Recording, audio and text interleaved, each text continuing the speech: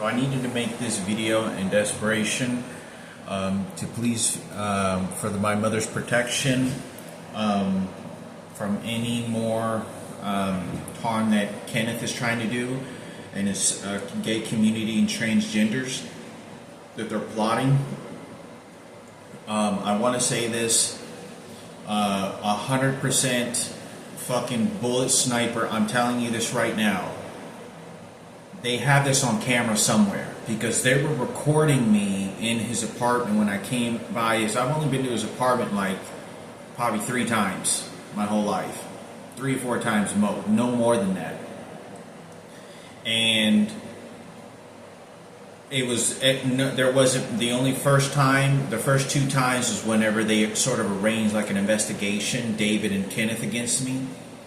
And then I showed up like once to smoke a joint, and then one other time to just so he could kind of milk me. So he was playing investigation. Okay, well, I don't know if I was in his apartment, and I'm going to say I was in his apartment, or I was in his car, or somewhere. And he starts making fun of Frankie being raped, that he's using as a viable weapon directly against me. He's directly using Frankie's rape directly against me. And the way that he does this is, I was talking in this conversation, and I think I may have said something like, because at the time I'm thinking Frankie may have taken off with the money. I don't know if Frankie took off with my money or my mother, and I'm showing expression. I say something he doesn't like. Could have been about his gay, transgender. It's the fact that he's a faggot. He's a transgender motherfucker that doesn't understand. He doesn't understand male. Just because you want to pretend, that doesn't make you one. So I'm in this conversation with him, and he does this. This is what he does. I'm in a conversation with him, and he's like, I want to say he's like standing up, or maybe like I'm in his car, and I don't know if he was dropping me off one day, and this is how ruthless this is. He knows he has the police department and all these faggots all around the perimeter on watch and have me on lockdown, and he's the one that's playing control over me.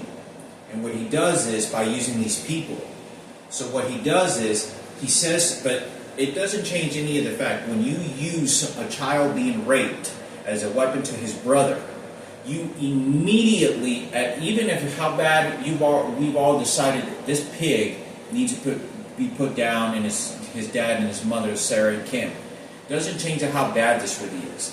He says to me, as soon as I say something he doesn't like, and he goes, yeah, I just don't want to do this. And the reason he says, I don't want to do this, is because he's referencing that I got raped, and Frankie got raped. But he's referencing, I'm just a kid, I don't want to be fucked.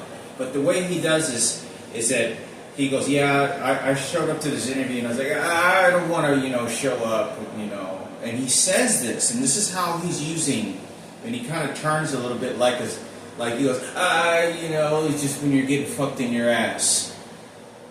This is 100% can be caught on camera. There is somewhere in this, I don't know where it was. It was in a few times that I was in her apartment, or I was stopped by his radio station to talk to him, and I wanted to say this. There's this on camera, a recording device that were recording this the entire time. There's somewhere. He's directly using Frankie's rape against me and taunting the fact that, yeah, you got raped too. But there's never any confirmation or conversation about it. From the very beginning, he's standing in front of that coffin, my father's coffin, he's in control. Because Sarah and Ken gave it to him. No, because Sarah made a boo-boo and then he cleans up afterwards, and then Ken Cooper. So I wanted to make that video. Hopefully my mother understands, so when she thinks about Kenneth, she can, when Frankie's getting fucked and you saw your son being hurt, your son being raped. Haha, it's Kenneth time. And transgender movement for the whites. So I want to say this, I think is crucially important. You can make your own views on it. There's other few things I want to talk about.